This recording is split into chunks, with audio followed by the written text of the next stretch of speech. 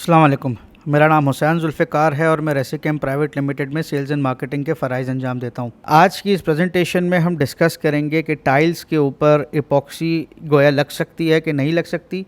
और अगर इपॉक्सी लग सकती है तो हमें किन किन चीज़ों का ख्याल रखना चाहिए। टू स्टार्ट ऑफ, सबसे पहले तो हमें इस चीज़ का तयन करना पड़ेगा कि गोया ऐसी कोई सतह हो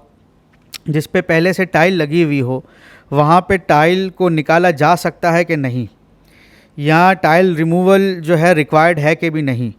तो इसका जवाब है येस एंड नो, क्योंकि ये टाइल की कंडीशन पे डिपेंड करता है। अगर हमारी टाइल्स, लेट सपोज टाइल में हॉलो साउंड है या डी बॉन्डिंग हो रही है, तो लॉजिकल सी बात है कि हमें टाइल्स को रिमूव करना पड़ेगा। इन सम केसेस हमें टाइल्स को अक्रॉस द बोर्ड रिमूव करना ज़्यादा बेहतर है। In my personal experience, more than 80 to 90% of the time अगर के टाइल्स डीबॉन्ड हो रही हैं, अनइवन है, फर्श में प्रॉब्लम है, तो पूरा का पूरा टाइल सरफेस रिमूव होता है। इन सम केसेस जहाँ पे हमारे पास सिर्फ कुछ टाइल्स है जो रिमूव है एंड वी आर 100% श्योर कि जो बकाया टाइल्स है वो बिल्कुल सॉलिड लगी हुई है, तो सिर्फ कुछ टाइल्स को रिमूव करके उसके ऊपर रिपेयरिंग लगा के भी फ्लोरिंग की जा सकती है। लेकिन ये सिचुएशन हमने अपने एक्सपीरियंस में बहुत कम देखी है। अच्छा, अगर लेट सपोज टाइल्स हमारी बिल्कुल सॉलिड है लेकिन अनइवन है, मतलब टाइल ऊपर नीचे है और इनिशियली जब टाइल लगी थी तभी इसका लेवल आउट था, what ever might be the case, ऐसे केस में जजमेंट कॉल ली जाती है कि अगर 2-3 mm का फ़र्क होता है लेवल में तो फिर उसके ऊपर हम इपॉक्सी कर सकते हैं। लेकिन अगर बहुत ज़्यादा लेवल में फ़र्क होता है, let's say 6 mm and above, तो इन सच केसेस हमें शायद टाइल रिमूव करनी पड़े या बहुत ज़्यादा हैवी ग्राइंडिंग एंड सैंडिंग करके जो है हमें सरफेस को एक लेवल में लाना पड़े। अदरवाइज़ हम कस्टमर को जो है वो क्या कहते हैं, कॉन्फिडेंस में लेते हैं कि गोया ये जो आपका टाइल का जो लेवल ऊपर नीचे वाला है ये आपकी इपॉक्सी में भी रिफ्लेक्ट करेगा। So if the client is okay with this then we of course proceed further. तो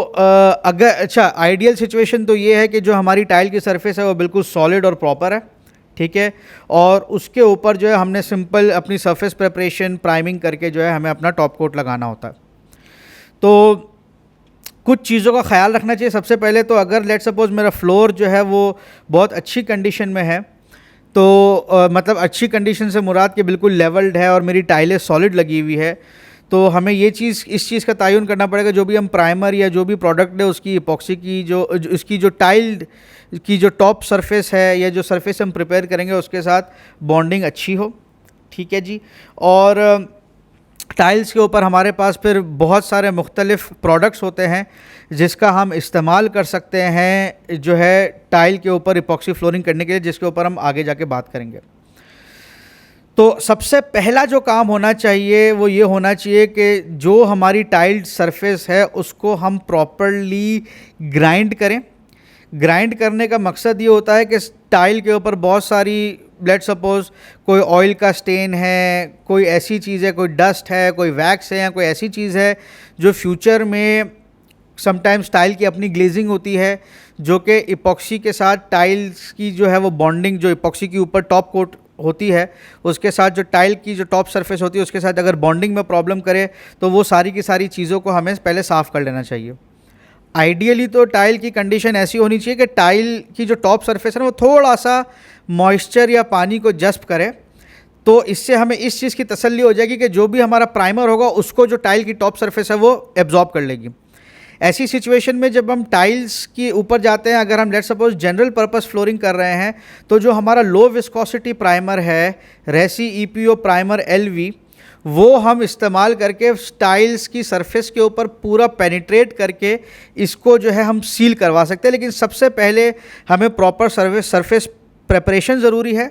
और उसके बाद हमें टाइल के ऊपर प्राइमर, और उसके बाद जो टाइल का जॉइंट है उसको हमें सही दुरुस्त तरीके से फिल करना बहुत ज़रूरी है। क्योंकि अक्सर और बेशतर पुराने टाइल के फ़र्शों पे ये देखा गया है कि जो हमारे दो टाइलों के दरमियान गैप्स होते हैं वो समटाइम्स खाली रह जाते हैं या वो प्रॉपर कंडीशन में नहीं होते, जिसकी वजह से जब हम सब्सिक्वेंट टॉप कोट डालते हैं तो फिर उसमें बहुत सारे हमें फिनिशिंग के और अपीयरेंस के प्रॉब्लम होते हैं। तो ज़रूरी है कि टाइल के जितने भी जॉइंट्स हैं वो सही तरीके से भर लिए जाए। अब ये टाइल के जॉइंट्स को सही तरीके से भरने के लिए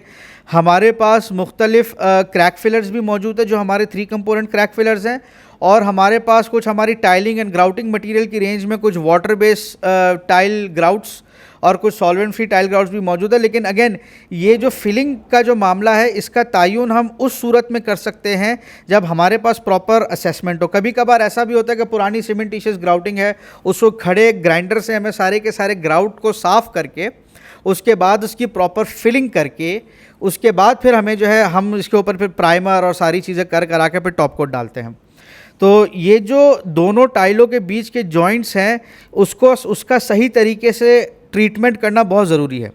अच्छा, अब आपने इस पूरे सिस्टम में ये देखा है कि हमने पहले तो सरफेस का तायुन किया, उसके बाद उसकी ग्राउटिंग का तायुन किया, हमने उसकी क्या कहते हैं सरफेस प्रेपरेशन की। कभी कभार टाइल निकाल के प्रॉपर सरफेस प्रेपरेशन करके इपॉक्सी फ्लोर डालना सस्ता पड़ता है बनिस्बत इसके कि हम एक्चुअल टाइल्ड सरफेस की ट्रीटमेंट करें। लेकिन कभी कभार कुछ मजबूरियां होती हैं, कुछ लिमिटेशंस होती हैं साइट पे जिसकी वजह से हम टाइलें नहीं निकाल सकते। तो उस सूरत में फिर हमें इन सब चीज़ों का जो है वो ख्याल रखना है। तो हमने सबसे पहले तो ग्राइंडिंग कर ली, इसकी ग्राउटिंग कर ली, उसके बाद हमने इसके ऊपर प्राइमर एंड ग्राउटिंग, ये दोनों चीज़ें ऐसी है, ये दोनों प्रोसेसेस ऐसे जो ओवरलैप हो सकते हैं। समटाइम्स हमें प्राइमर लगा के जो सरफेस की इम्परफेक्शंस है उसका पता चलता है, जिसके बाद हम फिलिंग करते हैं, फिर दोबारा प्राइमर करते हैं। कभी कभार फिलिंग और ये सारी चीज़ें हमें सामने सामने पता होती है तो हम पहले फिलिंग वगैरह कर लेते हैं फिर प्राइमर लगाते हैं। तो ये दोनों के दोनों प्रोसेस ऐसे हैं जो वन आफ्टर अनदर हो सकते हैं, जब तक हमें इस चीज़ का कॉन्फिडेंस ना हो जाए कि सरफेस हमारी प्रॉपरली प्रिपेयर हो चुकी है, सील हो चुकी है, और फिर इसके ऊपर हम अपना जो है टॉप कोट डाल सकते हैं। तो हमारे पास मुख्तलिफ प्राइमर्स और क्रैक फिलर्स जो हैं वो मौजूद हैं,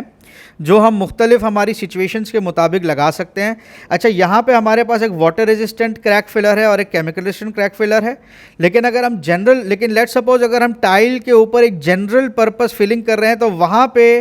और इन एप्लीकेशन जहाँ पे टाइल के ऊपर इपॉक्सी फ्लोरिंग लगानी है वहाँ पे हम लोग हमेशा अपना लो विस्कोसिटी क्रैक फिलर जो है वो रेकमेंड करेंगे, जो कि टाइल की ग्राउट की खला के अंदर जो है वो भरा जा सकता है। एंड अगेन अगर if you are doing in this case I would not suggest the standard crack filler, but out of these three, जिसमें हमारे पास केमिकल रेजिस्टेंट, वाटर रेजिस्टेंट और लो विस्कस क्रैक फिलर है, इन तीनों में से कोई भी क्रैक फिलर जो है हम ये टाइल की ग्राउटिंग को न्यूट्रलाइज करने के लिए यूज़ कर सकते हैं। इन सम केसेस अगर हमारे पास वाटर बेस्ड टाइल ग्राउट की रिक्वायरमेंट है या हमारे पास बहुत ज़्यादा गैप्स हैं तो हमारे टाइलिंग एंड ग्राउटिंग की रेंज में जो हमारा ETG DP matt tile grout है वो भी इस एप्लीकेशन के लिए जो है वो इस्तेमाल किया जा सकता है। अच्छा, इसके बाद हमारे पास मुख्तलिफ तरह के प्राइमर्स आते हैं। अगेन अगर हम जनरल पर्पस फ्लोरिंग टाइल के ऊपर कर रहे हैं तो वहाँ पे हमारा low viscosity solvent based epoxy primer जो है वो हम यूज़ कर सकते हैं, जो which will actually penetrate as deep as possible into the surface. लेकिन इन केस अगर हमें low viscosity chemical resistant primer चाहिए, स्टैंडर्ड प्राइमर, तो मैं यहाँ पे रेकमेंड नहीं करूँगा क्योंकि low viscosity would be the better option. लेकिन अगर हमारे पास लेट सपोज रेसी EPO केमिकल रेजिस्टेंट अगर हम कोई एप्लीकेशन कर रहे हैं तो वहाँ पर हम केमिकल रेजिस्टेंट हमारा प्राइमर भी लगा सकते हैं। इसके अलावा हमारे पास मुख्तलिफ और प्राइमर्स भी है जिसमें हमारे पास वाटर रेजिस्टेंट और water and chemical resistant primer भी है, और ये हमारा जो मेटल के ऊपर आयरन प्राइमर लगता है वो भी है। लेकिन in this case what I would personally always my go to material would be the primer LV। अच्छा, इसके अलावा अगर हम टॉप कोट की बात करें तो टॉप कोट पे हमारे पास मुख्तलिफ मटीरियल्स है, और मैं हमेशा सबको एक ही चीज़ कहता हूँ कि Resichem takes pride in producing majority of our epoxy solutions as solvent free, क्योंकि सॉल्वेंट बहुत ज़्यादा इपॉक्सी टॉप कोट या फ्लोरिंग में डालने से मुख्तलिफ प्रॉब्लम्स होते हैं जिसमें बबल्स और पिन होल्स अपनी जगह है। लेकिन अगर लेट सपोज मैं सेल्फ लेवलिंग भी डाल रहा हूँ और उसमें सॉल्वेंट बहुत ज़्यादा होगा तो सूखने के बाद जब सॉल्वेंट वेपर आउट करेगा तो फ्लोर हमेशा मेरा सीधा नहीं रहता, उस पर भी मुझे बड़ी लहरें महसूस होती हैं। तो बेहतर ये रहता है कि जो हमारा एग्जिस्टिंग प्री बैच्ड प्री वेड जो हमारे सॉल्वेंट फ्री जो टॉप कोट्स हैं या टॉप फ्लोरिंग्स हैं हम उसको यहाँ पे यूज़ करें। ज़्यादातर for applications over tile I would suggest rather than going for a 3 component go for a 2 component top coat, जिसमें हमारा ग्लॉसमाइट, कैममाइट और टफ माइट ये 3 शामिल हैं। अगर बहुत बड़ा काम है तो हमारा टफ माइट इकोनो भी इसमें इस्तेमाल हो सकता है। अगर लेट सपोज हमने इन एडिक्वेट सरफेस प्रिपरेशन नहीं की और इम्प्रॉपर एप्लीकेशन की तो बहुत सारे मुख्तलिफ फेलियर्स आ सकते हैं, जो कि इस इमेज में आपको नज़र भी आ रहा होगा। मिसाल के तौर पे बबल्स और पिन होल्स के बारे में तो हम अपनी पुरानी वीडियोज़ में बेतहाशा बात कर चुके हैं कि bubbles and pin holes usually उस वक्त आते हैं जब हमारी इपॉक्सी फ्लोरिंग गीली होती है और उस पर प्रॉपर तरीके से स्पाइक रोलर या प्रॉपर प्राइमर करके इसको सील ना किया गया हो, और बहुत सारी वजूहात है जिसकी वजह से ये बबल्स एंड पिन होल्स आते हैं। इन सम केसेस जहाँ पे हमारे पास जो ग्राउटिंग की जो एरिया है फिलिंग के बाद भी अगर हमारे पास वो जो ग्राउट है वो थोड़ा सा टाइल के लेवल के नीचे है तो हमें शायद समटाइम्स 2 हिस्सों में पोरिंग करनी पड़े, क्योंकि अगर हम वन गो में पूरा पोर करेंगे तो समटाइम्स जो टाइल के ग्राउट के जो जॉइंट है वो टॉप सरफेस पे नज़र आते हैं। तो समटाइम्स हमें ऐसा भी होता है कि हमें प्रॉपरली इसको ग्राउट करके मल्टीपल टाइम सील करके हमने लेट सपोज 500 माइक्रोन की एक लेयर लगा दी और उसके बाद अगर हमने लेट सपोज 1 mm या 1.5 mm की दूसरी लेयर लगाई तो हमारे पास सरफेस हमको फ्लैट मिलेगी। अदरवाइज़ अगर हम बहुत पतली पतली लेयर लगाते जाएंगे तो ये जो टाइल्स के जो ग्राउटिंग के लाइनों के निशान हैं वो हमें नज़र आएंगे। तो ऐसी कंडीशन में जो है वो हमें प्रॉपर तरीके से एप्लीकेशन और सरफेस प्रेपरेशन करना बहुत ज़रूरी है, और हमें मेक श्योर करना है कि कम से कम भी टाइल के ऊपर इतनी थिकनेस हम रखें कि नीचे की जो टाइलें हैं या टाइलों का जो टेक्सचर है या टाइलों की कोई इम्परफेक्शन है जैसे कि ग्राउट की लाइनें हैं वो जो है हमें नज़र ना आए। तो जैसे मैंने कहा कि inadequate surface preparation and improper application can result in various failures, जिसमें 3 जो नुमाया फेलियर हैं वो हमारे पास ग्राउटिंग के मार्क्स है, पिन होल्स हैं, और अगर सही तरीके से एप्लीकेशन ना की तो irregular texture of the epoxy आता है, जिसमें मैंने जिक्र किया था। यहाँ पे भी हम जैसे देख सकते हैं कि इपॉक्सी के फ्लोर पे बहुत सारी हमें लहरें महसूस होती हैं,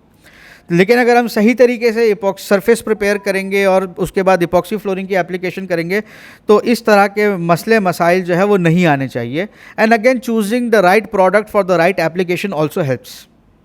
कंक्लूजन, सब अच्छी grinding between tiles and epoxy, बहुत अच्छी grinding and surface preparation. Always use a low viscosity primer जो बिल्कुल टाइल्स के अंदर ग्राउटिंग के अंदर पेनिट्रेट कर जाए, टाइल जॉइंट्स को प्रॉपर्ली हम सील करें। तो ये 3 चीज़ें हैं, 3 ऐसी प्रैक्टिसेस हैं जिसको सही तरीके से करने से अगर हम टाइल के ऊपर अगर कोई इपॉक्सी फ्लोरिंग की एप्लीकेशन करते हैं तो उसके रिजल्ट्स हमारे बेहतरीन आते हैं। So that was it from us today. हमें सुनने का बहुत बहुत शुक्रिया। हमारे सोशल मीडिया के मुख्तलिफ प्लेटफॉर्म्स को लाइक कीजिएगा, सब्सक्राइब कीजिएगा,